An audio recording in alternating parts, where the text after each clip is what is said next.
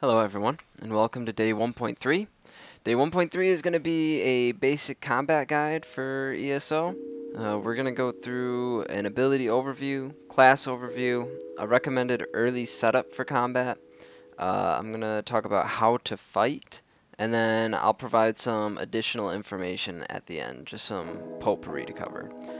This video is going to have a little bit of a different format. We're going to alternate between slides and between gameplay.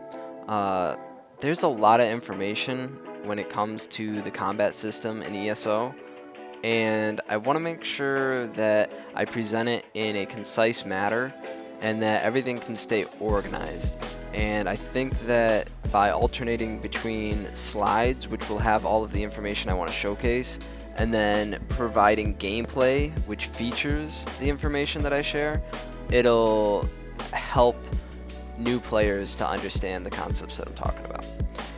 Let's get to it. An ability overview. So there's 6 types of active abilities. These are abilities you're going to put on your action bar that you're going to use in combat. So there's utility abilities. These are going to help you manage your resources, unique movement abilities, taunts, stealths, things of that nature. Then there's going to be buff abilities.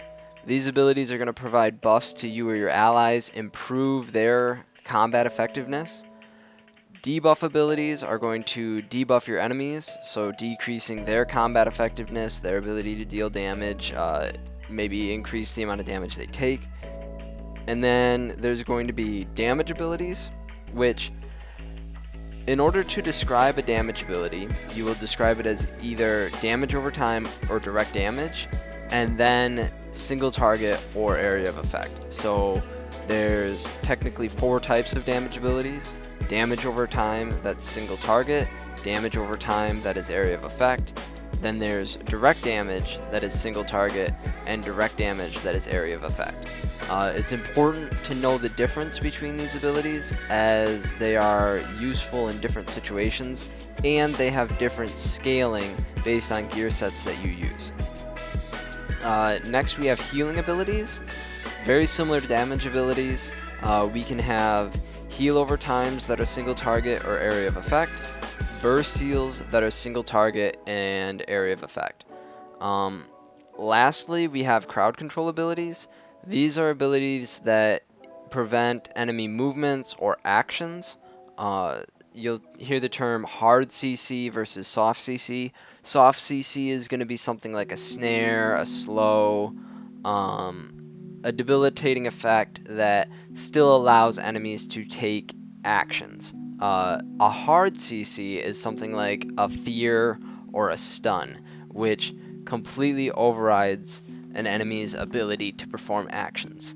Let's go to gameplay now to showcase what I mean.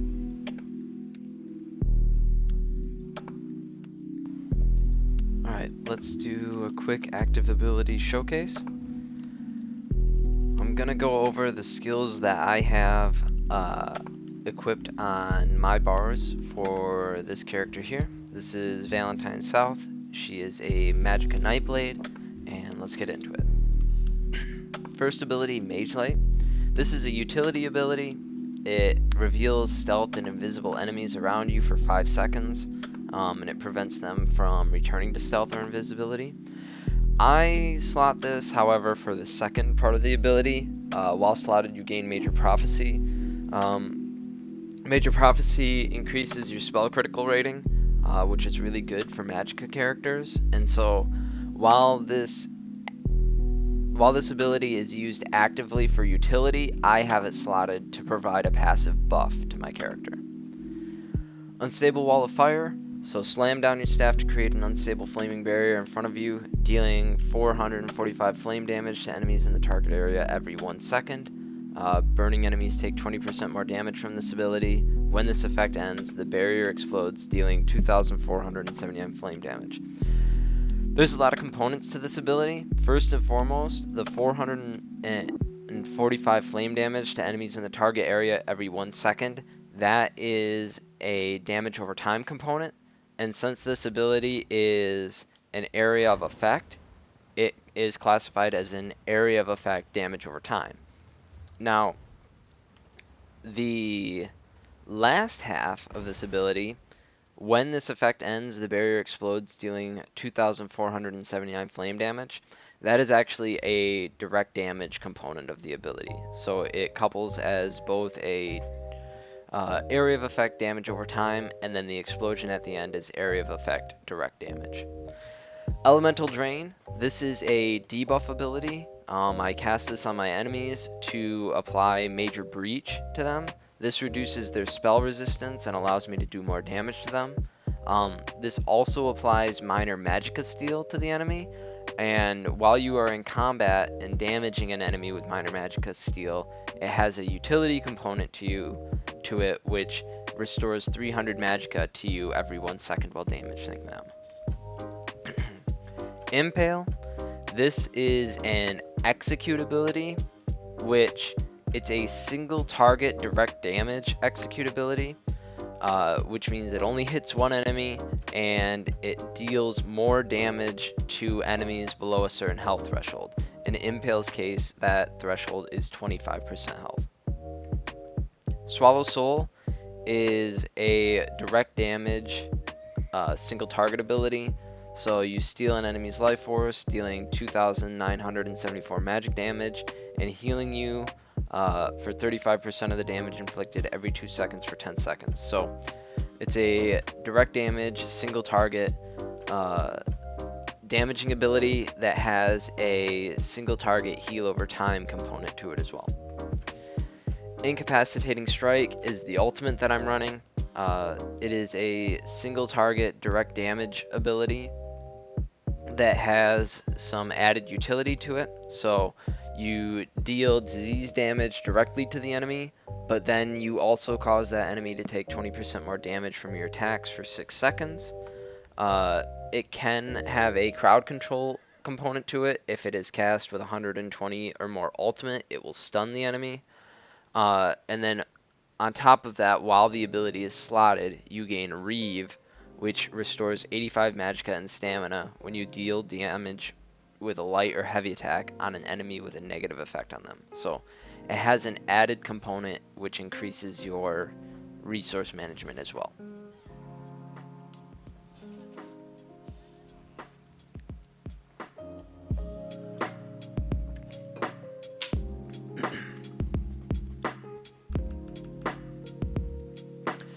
Taking a look at my back bar, this is a Resto Staff bar.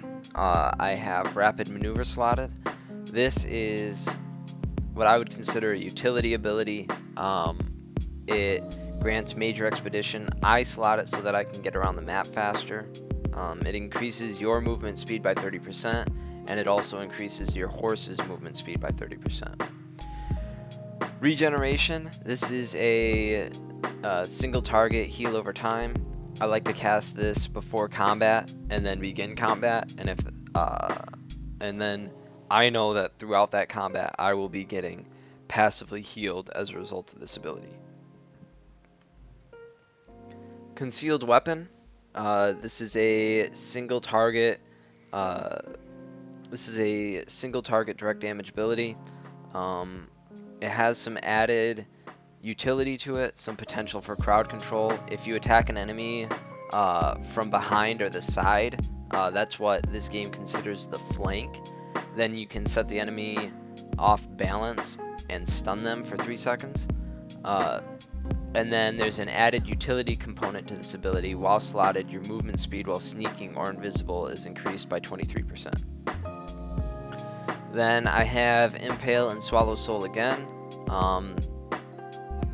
I like having both of these on my bars, just because if I'm fighting enemies and I want experience on my Resto Staff bar, I still have damaging abilities in which to defeat the enemies and proc the experience gain on the Resto Staff bar.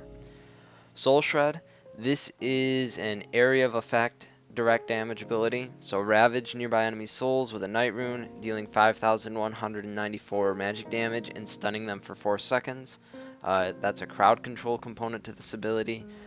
Then it also has a another single target damage and heal component attached to it. An ally can target any of the enemies that you've hit with this ability and activate the Soul Leech synergy, which deals 4,702 magic damage to them and then heals the ally for the damage caused. That was a quick showcase of some of the abilities that I'm running on my bar. Hopefully it gives you a good idea of what utility abilities look like, buff abilities, debuff abilities, what some of the damage abilities look like, some of the healing abilities, and crowd control. And as you can see, some abilities can have more than one component to them. It's just important to know what the different components are when you're discussing an ability, what an ability does, and it helps to describe the ability to someone who may or may not be familiar with it.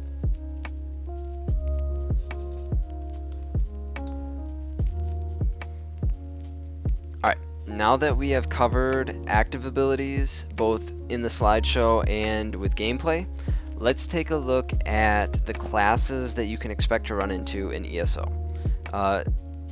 ESO follows the trifecta mode of classes established by World of Warcraft. This is the tank class, healer class, damage class, Holy Trinity. The tank, the actions that you can expect a tank to make are to taunt enemies, to heal themselves. They're going to be debuffing the enemies that they're taunting. They'll buff their allies, and they will apply crowd control most frequently of the three classes. A tank build is going to be built with a lot of resource management in mind, a lot of survivability, and a balance of magicka, stamina, and health. It's important to note that in this slide, the actions are listed in order of priority. So a tank's #1 priority is to taunt enemies, second priority to heal themselves, third priority debuff enemies, so on and so forth. Same with the build. Priority #1 for a tank build should be resource management, then it should be survivability. Those two kind of go hand in hand. I place resource management as more important than survivability, as most enemies early on and even later into the game are not going to one-shot you. And if an enemy doesn't one-shot you, then you are survivable enough. And at that point, it's more important about how well you can heal yourself after you've been hit, or continue to block or dodge roll, perform actions that allow you to continue to live. And that's where resource management comes into play. And then the balance of mag, stamina, and health. This can vary. Some tanks can have more stamina, some tanks can have more magicka. But it should usually be some form of balance. A lot of tanks prefer to have more stam than magic. Next class is the healer class. The actions a healer would take in order of priority will be to heal allies, buff allies, debuff enemies, and then damage enemies. A lot of healers will have builds that have the capability of dealing moderate to decent damage, and they should take advantage of that. Something worth noting is that for the tank, his priority is to debuff enemies and then buff allies. For a healer, their priority is to buff allies and then debuff enemies.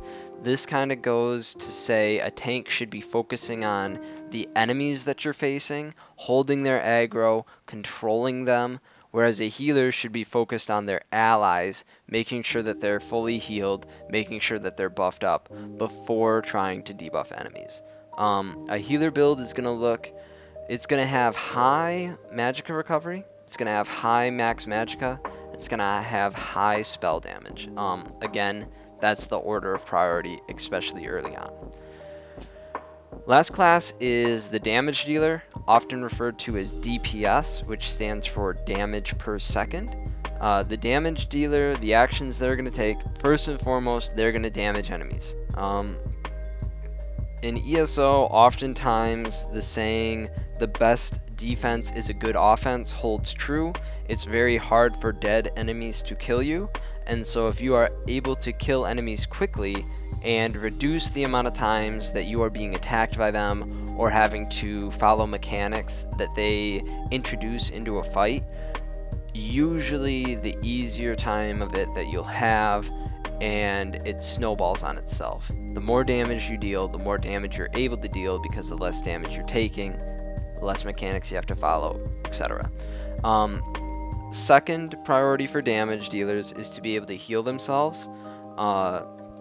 This is because your healer wants to buff you, debuff enemies, and damage enemies. And when you are able to provide some form of survivability, whether it's a self-healed, maybe a shield, this frees up that action for the healer. Oftentimes in this game, there are circumstances you'll run into as a DPS where you may be isolated from your healer, or your healer could be dead. In those situations, it's very important that you have some capability to heal yourself. And then next, and these are kind of tied in terms of priority, debuffing enemies and buffing allies. This can fall onto a DPS as an action to perform, depending on the team that you're in and the class that you're playing. Some classes have very strong debuffs or very strong buffs that they can provide to the group that the healer or the tank, depending on the class they're playing, won't be able to. Builds for DPS, they should prioritize maximum magicka or stamina, depending on whether they are stam or magicka DPS. And then spell or weapon damage, depending again on magicka or stamina DPS. And then lastly, DPS builds need to have some form of resource management in mind. It will often prove disadvantageous if you are a DPS who can do a whole bunch of damage but are unable to sustain the amount of resources that it takes to do that damage. And so you'll have like a big burst of damage at first, and then your damage will fall off heavily later into a fight. This will often result in lower overall DPS than if you had a build that was more able to sustain DPS over a long period of time. I don't have in-game footage of this, as I only have a damage dealer. I don't have a tank or a healer at this time, but these are things to keep in mind should you be making a tank or a healer. I don't necessarily recommend your first character being a tank or a healer, as those classes tend to have a harder time progressing through the storyline. Tanks, because they can't kill things very quickly, and healers essentially for the same reason. They can't kill things as quickly as a DPS could, which means that they can't clear through bosses on the main quest as easily as a DPS could. And this creates a scenario where you really stretch out the amount of time that it takes for your character to progress. As far as what I do recommend, I recommend a DPS with moderate to high self-heals and high resource management as a early first character, a starter character for beginners. The actions of this DPS will be to damage enemies first and foremost. Like I said, good defense is a good offense. If you are able to kill enemies quickly, they will be dealing less damage to you, increases your survivability. Next, this class should be able to heal themselves, buff themselves, absorb enemy damage, and crowd control as needed. Crowd control is pretty low on priority, but it can be really valuable if you're struggling on certain fights. And so when you're building a character with this in mind, make sure that you include a self-heal. And I listed that first because oftentimes the quality of your self-healing or how effective your self-healing is can determine how much damage that you can do or how freely you can do damage. So a self-heal, damage, your self-buffs, which I will go over priority buffs in the next slide, and then resource management and your food buffs. Resource management can come in a lot of different things. Maybe you heavy attack every so often. Maybe you have a skill that you run that gives you resources back. And then the food buff that you run, you should be looking for food that your character can consume that gives health and a combat stat. So if you are a Magicka DPS, you would want health and Magicka. If you are a Stamina DPS, you would want health and Stamina. Continuing on with my recommended early setup, buffs that I recommend having available to your character are Major Sorcery and Brutality. These are your spell and weapon damage buffs. They will increase the damage that your character does significantly. Along with those are Major Prophecy and Major Savagery. They do the same thing, except instead of buffing your weapon and spell damage, they buff your spell and weapon critical. Critical strikes deal an extremely large amount of damage, especially when you aren't fighting other players. Other players can build against crit, it's less effective, but against non-player enemies, crit is extremely powerful. Lastly, I recommend having access to Major Resolve. This is a spell and physical resistance buff, which will drastically decrease the amount of damage that you take, and is very important for an early on class that has to solo and work through questing on their own. Some recommended abilities that I have, and this is where I might upset some people by recommending mag over stamina characters for a first character. And this has to do with the recommended abilities for Magicka classes are much easier to access and use than the recommended abilities for stamina classes. It's much harder to progress through the game early on as a stamina character than it is as a Magicka character because of access to strong abilities. So for Mag, really strong abilities to run are Regeneration. This is in the Resto Staff skill line. Wall of Elements. This is in the Destruction Staff skill line. Weakness to Elements, again Destruction Staff. Inner Light, which is in the Mages Guild skill line. And then Entropy, which is also in the Mages Guild skill line. For Stam, I recommend running Vigor, which is in the Assault skill line. And Vigor is the king of why Stamina DPS early on is extremely weak. Vigor can only be unlocked by PvPing, but PvPing prior to unlocking Vigor is extremely annoying and difficult and discouraging. So if you are a Stamina player and you have not unlocked Vigor and you are PvPing and it sucks, that's probably why. Vigor can take a while to unlock. They're planning to make changes. They haven't made the changes yet. They're planning to change it so that Vigor is easier to access on the next patch. Currently, I'm making this guide in the Greymore patch, but with its current state, Vigor being so hard to access, playing a Stamina character early on is extremely difficult. Vigor is the best self-heal that Stamina characters have available to them, and it's very hard to access. Expert Hunter is the next recommended ability. This is in the Fighters Guild skill line.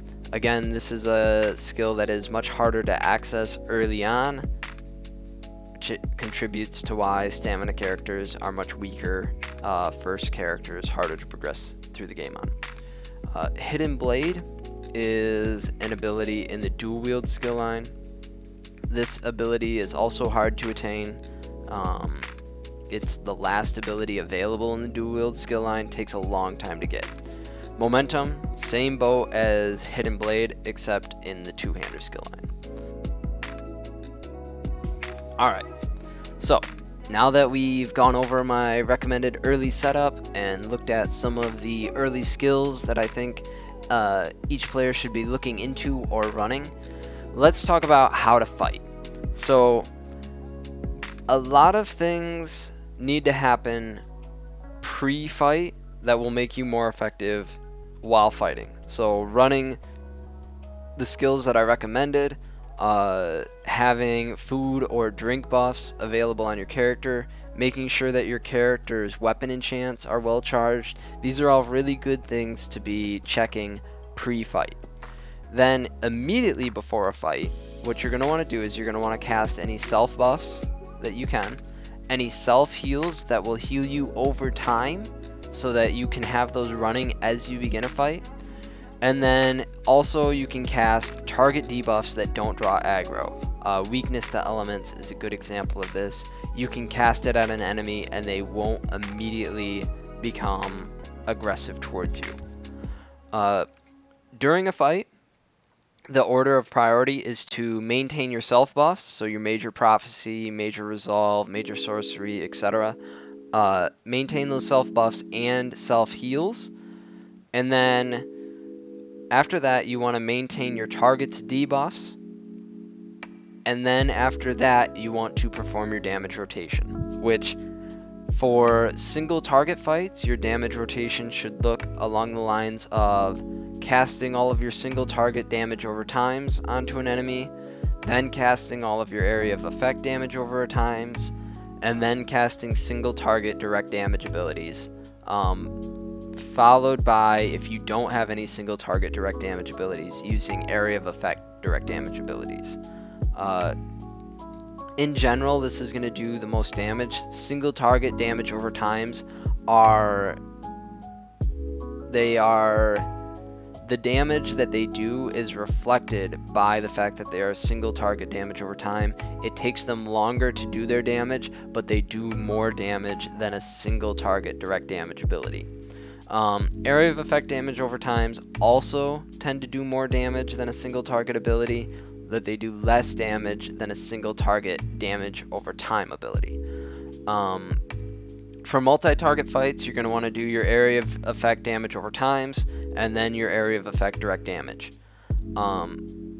And as long as you maintain that priority of during fights maintaining self buffs and heals, then maintaining target debuffs, and then performing that damage rotation, you'll see it's a very effective way to carry out fights. One thing that I want to add is if you are PvPing, you are going to want to reapply crowd control on cooldown of crowd control immunity and line up attacks immediately after crowd control. So when you see C break, which is blocking and light attacking with a controller, after you have CC break, you get a brief time of crowd control immunity. If you're PvPing someone, you want to make sure that you are crowd controlling them as often as possible. So as soon as their crowd control runs out, hit them with another crowd control ability. And let's go in-game, and I will showcase this pre-fight, during fight, and the damage rotation that I'm referring to. Alright everyone, here we are at this world boss. I'm waiting for him to respawn, but I wanted to come here to showcase how to fight. One thing worth noting is that I did change my bars slightly from our earlier in-game showcase. I took off Rapid Maneuver and I put on Cripple. Cripple is a single target damage over time. It's going to help a lot more against this world boss than Rapid Maneuvers would. So, before we even get started, it's worth noting that I'm not wearing anything special in terms of gear, which is kind of appropriate. I haven't really advised grinding any gear or looking for any gear sets at this stage in the game, so wouldn't be much of a showcase if I was showing combat and using much more powerful gear than what I've recommended that people attain at this point. So it's also worth noting both of the enchantments on my weapons are charged, and I have my food buff slotted, and so when the world boss spawns, I will be able to eat my food and then go into combat with them.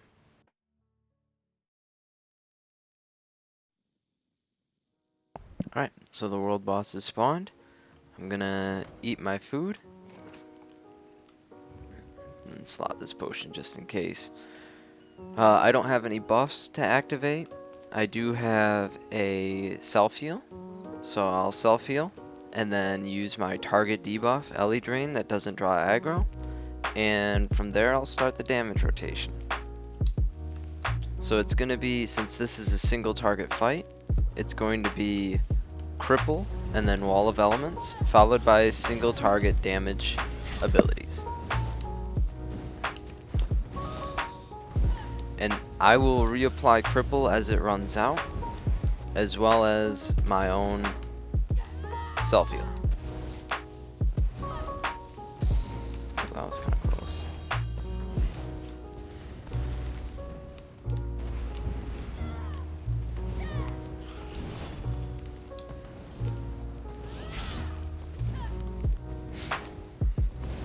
And as you can see, I'm just keeping my self-heals up. It's a little bit dicey when he runs over me like that. I should really avoid that ability. But for the most part, it's not too bad.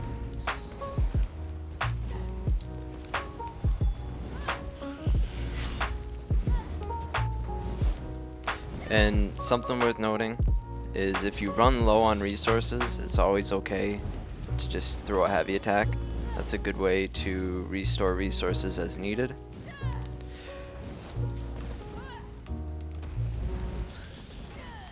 I'll block that AoE if I can't get out of it.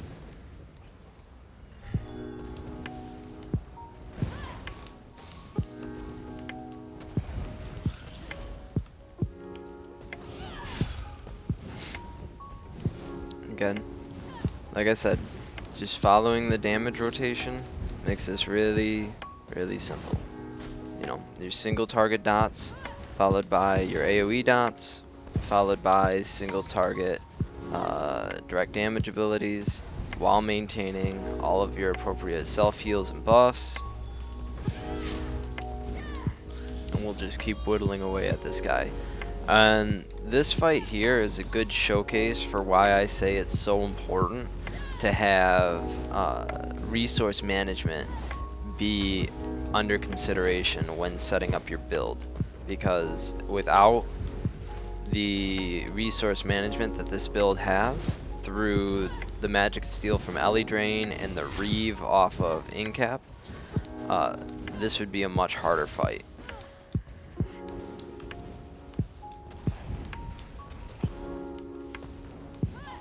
And I have a lot of self-healing from my Swallow Soul combined with regen. And this is also a good showcase as to why Magicka characters are so strong compared to Stam early on, because I have all this self-healing.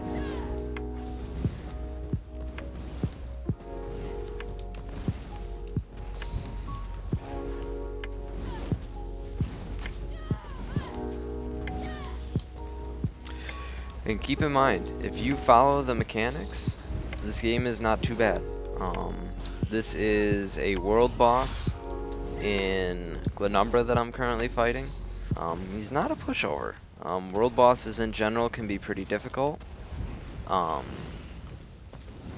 But if you follow the damage rotation, keep your buffs up, it's not too bad.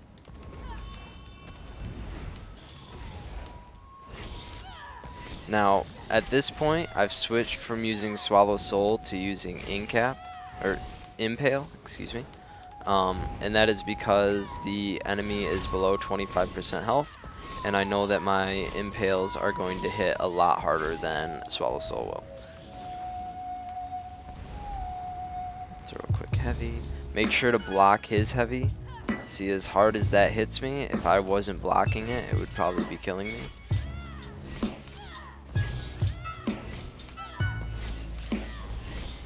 Just like that. So, that was the world boss. I don't think that everyone just starting this game is going to be able to take on world bosses. I just wanted to showcase how following the principles and the damage rotations that I've gone over in this combat guide will help you take on really difficult enemies that you may not expect yourself to be able to take on.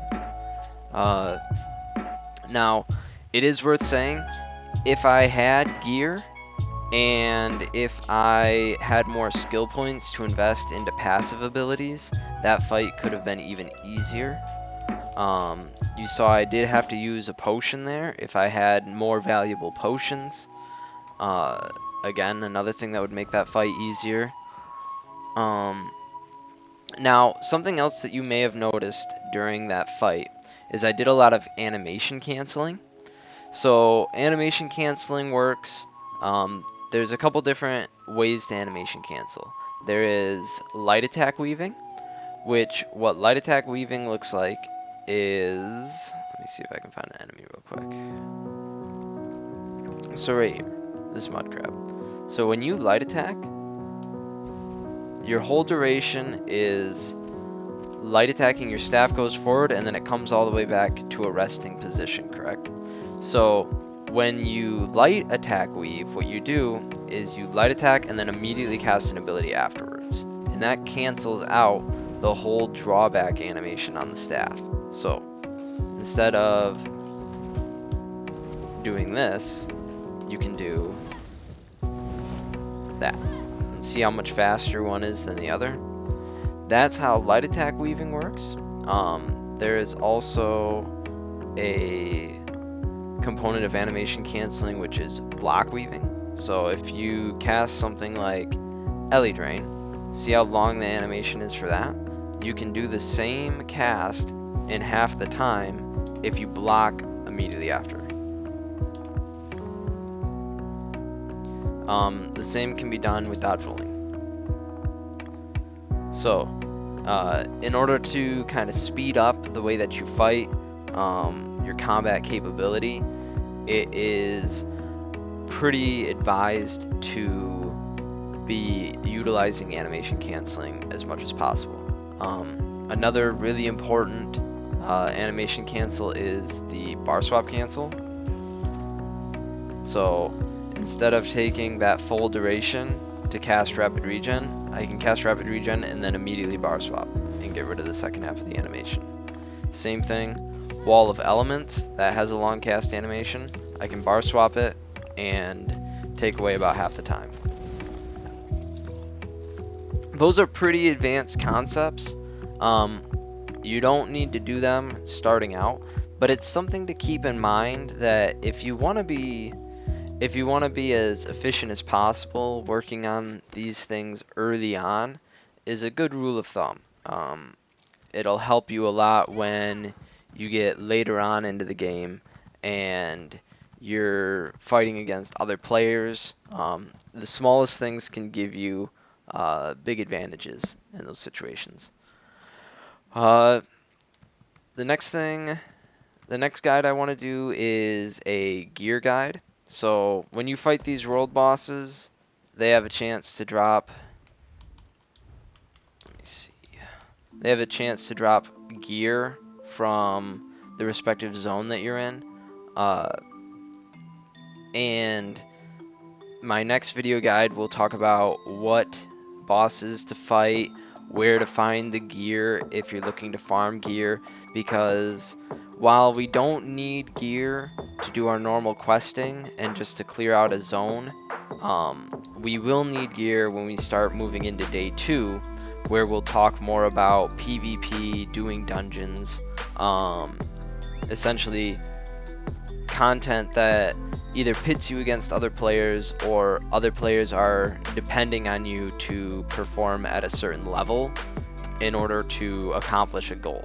So if you're working on just zone questing and clearing zones, it's not as big of a deal to not have the best gear.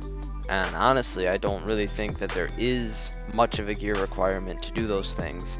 But once you start either fighting against other players or working collaboratively with players, you're going to want to have appropriate gear for whatever content that you're doing.